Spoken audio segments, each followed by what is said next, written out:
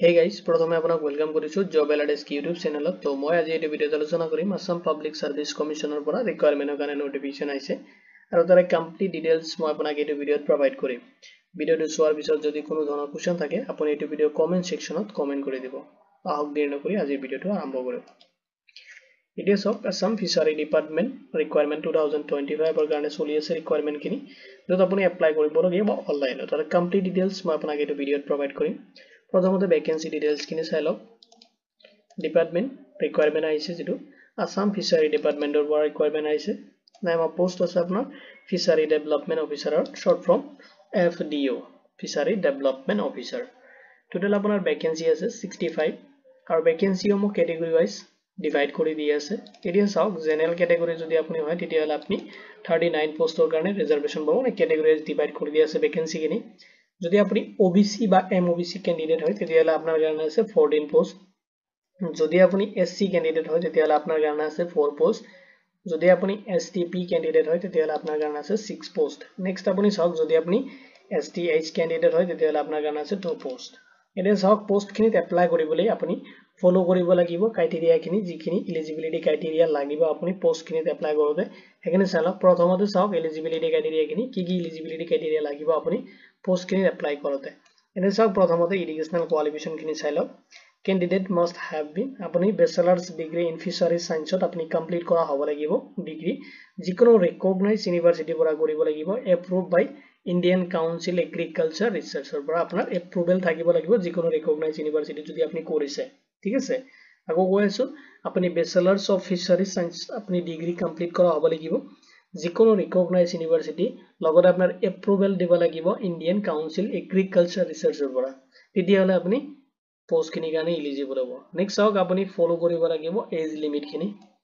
তো এজটো আপুনি ক্যালকুলেশন কৰিব লাগিব 1 জানুৱাৰী 2025 ৰ ডেট হিচাপত আৰু মিনিমাম এজ বিচাৰিছে 21 ইয়াৰ যদি আপোনাৰ হৈছে তেতিয়াহলে আপুনি পোষ্ট খিনি কাৰণে এলিজিবল হ'ব। নেক্সট আপোনাৰ ম্যাক্সিমাম এজ বিচাৰিছে 38 ইয়াৰ্স লৈকে আপুনি লাষ্ট এপ্লাই কৰিব পাৰিব। কাৰণ ইয়াৰ ওপৰত হলে আপুনি এপ্লাই কৰিব নোৱাৰিব। এতিয়া চাওক এজ ৰিলেক্সেশন খিনি যদি আপুনি SC বা ST ক্যান্ডিডেট হয় তেতিয়াহলে আপুনি 5 ইয়াৰ্সৰ কাৰণে এজ ৰিলেক্সেশন পাব। যদি আপুনি OBC বা MOBC ক্যান্ডিডেট হয় তেতিয়াহলে আপুনি 3 ইয়াৰ্সৰ কাৰণে এজ ৰিলেক্সেশন পাব। এতিয়া চাওক যদি আপুনি পাৰ্সোনাল উইথ বেঞ্চমাৰ্ক ডিসেবিলিটি মানে কি আপুনি যদি PWD ক্যান্ডিডেট হয় তেতিয়াহলে আপুনি 10 ইয়াৰ্সৰ কাৰণে এজ ৰিলেক্সেশন পাব। এটো জেনাৰেল ক্যাটেগৰি হয় এজ পাৰ দা যেটো গভৰ্নমেন্ট ৰুলস এণ্ড নৰ্মস আছে হেতু হিচাপত আপুনি এজ ৰিলেক্সেশন কিনে পাব যিকোনো ক্যাটেগৰি নহওক কিয়। এতিয়া চাওক ৰেসিডেন্সিয়েল ৰিকোয়াৰমেন্ট। তো আপুনি প্ৰথমতে চাওক আপুনি এপ্লাই কৰিবলৈ আপুনি পাৰ্মানেন্ট ৰেসিডেন্ট হ'ব লাগিব ইন আসামৰ তেতিয়াহলে আপুনি পোষ্ট খিনিত এপ্লাই কৰিব পাৰিব। এনে যে আপুনি আসামৰ পাৰ্মানেন্ট ৰেসিডেন্ট হিচাপত আপুনি কিছুমান ডকুমেন্টস মানে এজ প্ৰুফ হিচাপত আপুনি শো কৰাব পাৰিব। ঠিক আছে, চাওক যদি আপোনাৰ তাত মানে পাৰ্মানেন্ট ৰেসিডেন্সিয়েল সাৰ্টিফিকেট আছে শৰ্ট ফৰ্ম PRC যদি আপোনাৰ আছে তো আপুনি এটো শো কৰাব পাৰে। যদি আপোনাৰ তাত নাই তেতিয়াহলে আপুনি শো কৰাব লাগিব আসাম ভোটাৰ আইডি কাৰ্ড আপুনি শো কৰাব লাগিব। নেক্সট চাওক যদি আপোনাৰ তাত ভোটাৰ আইডি নাই তেতিয়াহলে আপুনি শো কৰাব লাগিব এমপ্লয়ী এক্সচেঞ্জ ৰেজিষ্ট্ৰেচন সাৰ্টিফিকেটটো। ঠিক আছে, তিনটা সাৰ্টিফিকেট আপুনি এজ ৰেসিডেন্সিয়েল প্ৰুফ হিচাপে ইউজ কৰিব পাৰিব। এতিয়া চাওক এপ্লাই কৰিবলৈ বা এপ্লাই কৰোতে আপুনি পেমেন্ট কৰিব লাগিব এপ্লিকেশন ফি আৰু ফি খিনি আপোনাৰ ক্যাটেগৰি ওয়াইজ ডিভাইড কৰি দি আছে। এতিয়া চাওক এপ্লিকেশন ফি যদি আপুনি জেনাৰেল বা EWS ক্যান্ডিডেট হয় তেতিয়াহলে আপুনি পেমেন্ট কৰিব লাগিব 297.20 rupees। যদি আপনি OBC বা MOBC ক্যান্ডিডেট হয় তেতিয়াহলে আপনি পেমেন্ট কৰিব লাগিব 197.20 rupees। নেক্সট চাওক যদি আপনি SC বা ST বা PWD ক্যান্ডিডেট হয় তেতিয়াহলে আপনি পেমেন্ট কৰিব লাগিব 47.20 rupees। এতিয়া চাওক ইম্পৰ্টেন্ট ডেট খিনি আপনি যেতিয়া অনলাইন এপ্লিকেশনটো কৰিব তেতিয়া চাওক ইম্পৰ্টেন্ট ডেটস। তো অনলাইন এপ্লিকেশন অলৰেডি স্টাৰ্ট হৈছে আপোনাৰ 14 ফেব্ৰুৱাৰী 2025 ৰ পৰা আৰু এপ্লাই আপুনি অনলাইন যেটো এপ্লিকেশন হয় লাষ্ট সাবমিট কৰিব পাৰিব 23 মাৰ্চ 2025 লৈকে। এতিয়া যাওক আপুনি এপ্লাই কেনে কৰিব হাউ টু এপ্লাই অনলাইন। তো অনলাইনত আপুনি কেনেকৈ এপ্লাই কৰিব তাৰ বেসিক ডিটেইলছ মই আপোনাক এটা প্ৰভাইড কৰিম। এতিয়া চাওক আপুনি প্ৰথমতে ভিজিট কৰিব লাগিব যেটো আসাম পাব্লিক সাৰ্ভিস কমিশনৰ যেটো অফিচিয়েল ওয়েবসাইট আছে তাতে আপুনি ভিজিট কৰিব লাগিব। এতিয়া চাওক নেক্সট আপুনি ফাইন্ড আউট কৰিব লাগিব ৰিকোয়াৰমেন্ট সেকশনটো এন্ড আপুনি লেটেষ্ট যেটো ৰিকোয়াৰমেন্ট আছে নোটিফিকেশন আছে তাতে আপুনি ক্লিক কৰিব লাগিব এন্ড সিলেক্ট কৰিব লাগিব। সিলেক্ট কৰি কিনে চাওক আপুনি তাতে চাব লাগিব তো আসাম ফিচাৰী ডিপাৰ্টমেণ্ট ৰিকুৱাৰমেণ্ট 2025 এৰ যেটো ৰিকুৱাৰমেণ্ট আছে তাতে ক্লিক কৰিব ক্লিক কৰি কিনে তাতে সব এপ্লাই লিংক দি আছে এপ্লাই লিংকত যাই কিনে আপুনি তাতে প্ৰথমতে আপুনি ৰেজিষ্ট্ৰেচন খিনি কমপ্লিট কৰিব তো আপোনাৰ বেসিক কিছুমান ডিটেইলছ দি কিনে আপুনি ৰেজিষ্ট্ৰেচন প্ৰসেস খিনি কৰিব নেক্সট আপুনি কৰিব লাগিব আপোনাৰ লগইন কৰি কিনে আপোনাৰ এপ্লিকেশন ফৰ্মটো সাবমিট কৰিব লাগিব যত আপুনি আপোনাৰ personal details educational details and upload কৰিব লাগিব ৰিকুৱাৰমেণ্ট ডকুমেন্টছ খিনি ঠিক আছে লগতে আপোনাৰ ফটো সিগনেচাৰ খিনি আপলোড কৰিব এডুকেশনাল ডকুমেন্টছ সাৰ্টিফিকেট খিনি যি আছে হেগেনে আপুনি আপলোড কৰিব লাগিব আফটাৰ আপলোডিং আপুনি কৰিব লাগিব যেটা ক্যাটেগৰি ওয়াইজ পেমেন্ট দি আছে পেমেন্ট খিনি আপুনি অনলাইন কমপ্লিট কৰিব লাগিব যত আপোনাৰ debit card credit card net banking UPI through আপুনি আপোনাৰ পেমেন্ট খিনি কমপ্লিট কৰিব নেক্সট আপুনি সাবমিট কৰিব লাগিব আপোনাৰ এপ্লিকেশন ফৰ্মটো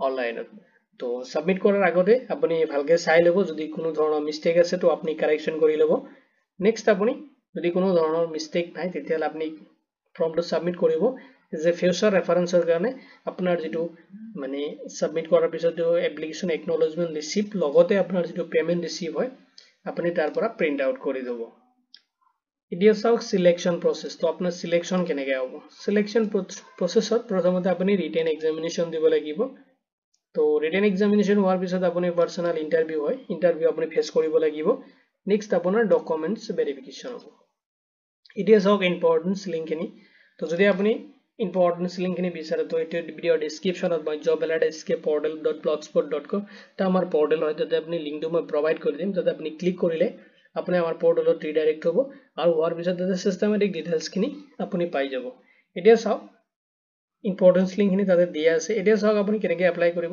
এপ্লাই প্ৰসেস খিনি মই আপোনাক এতিয়া দেখাই আছো এতিয়া চাওক যিকোনো ব্ৰাউজাৰ এটা ওপেন কৰিব আপুনি ওপেন কৰি কিনে তাতে আপুনি সাৰ্চ কৰিব apsc.nic.in ঠিক আছে সাৰ্চ কৰি দিব সাৰ্চ কৰি দিয়াৰ পিছত অলপ সাইডত সব আপুনি দিয়া আছে নোটিফিকেশন বা ৰিকুৱাৰমেন্ট এডভাৰটাইজমেন্ট যেটো দিয়া আছে ইম্পৰ্টেন্স লিংক সেকশনত আপুনি এতে ক্লিক কৰিব টু ৰিকুৱাৰমেন্ট এডভাৰটাইজমেন্ট দিয়া আছে ক্লিক কৰাৰ পিছত চাওক ওপৰতে দিয়া আছে fishery development officer under fishery ডিপাৰ্টমেন্টৰ কাৰণে জাস্ট আপুনি এতে ক্লিক কৰি দিব ক্লিক কৰি দিয়াৰ লগে লগে এটো অফিশিয়াল নোটিফিকেশন হয় এটো ডাউনলোড হৈ যাব ডাউনলোড হৈ গৈছে তো আপুনি যেটো অফিশিয়াল নোটিফিকেশন হয় এটো অফিশিয়াল নোটিফিকেশন হয় আপুনি এবাৰ থ্ৰুলি এইখিনি চাই লব ক'ত কি আছে এলিজিবিলিটি ক্ৰাইটেৰিয়া গুৰিখিনি প্ৰসেস আপুনি ইয়াৰ পৰা অলপ চাই লব ডিটেইলছ খিনি দেছ কি ফৰমেটত আপুনি ডকুমেন্টছ খিনি আপলোড কৰিব লাগিব তো অফিশিয়াল নোটিফিকেশনটো আপুনি এবাৰ চাই লব এতিয়া চাওক আপুনি কেনেকৈ এপ্লাই কৰিব এপ্লাই কৰিবলৈ এতিয়া দিয়া আছে চাওক এপ্লাই হিয়াৰ জাস্ট আপুনি এতে ক্লিক কৰি দিব ক্লিক কৰি দিয়াৰ লগে লগে আপোনাৰ যেটো এপ্লাই পোৰ্টেল হয় এটো অটোমেটিক্যালি ৰিডাইৰেক্ট হৈ যাব আপুনি একো কৰিব নালাগে সিস্টেমেটিক্যালি এটো ৰিডাইৰেক্ট হৈ যাব এতিয়া চাওক ৰিডাইৰেক্ট হৈ আছে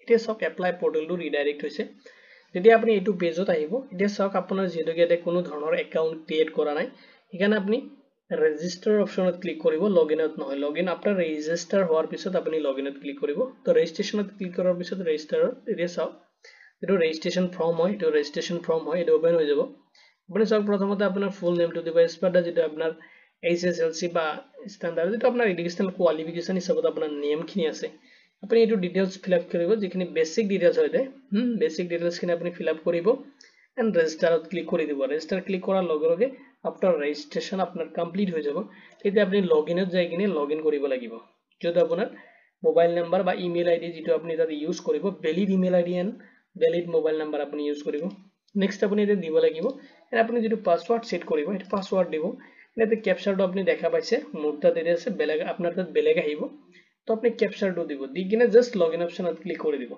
লগইনত ক্লিক কৰি কিনে আপোনাৰ প্ৰফাইলটো ওপেন হৈ যাব আৰু তাতে আপুনি কোনটো পোষ্টত এপ্লাই কৰিব যেনেকৈ মই এটো কৈ আছিল আপোনাক এটো ফিচাৰী ডেভেলপমেন্ট অফিচাৰৰ কাৰণে পোষ্ট আছিল তাতে আপুনি ক্লিক কৰি কিনে গোটেইখিনি ইনফৰমেশন দি কিনে আপোনাৰ এপ্লিকেশন ফৰ্মটো সাবমিট কৰি দিব তো ভিডিওটো চোৱাৰ বাবে ধন্যবাদ দি কিনে আজি ভিডিও ইমানতে সামৰিছো যদি কিবা কোৱেশ্চন থাকে আপুনি এই ভিডিও কমেন্ট সেকশনত কমেন্ট কৰি দিব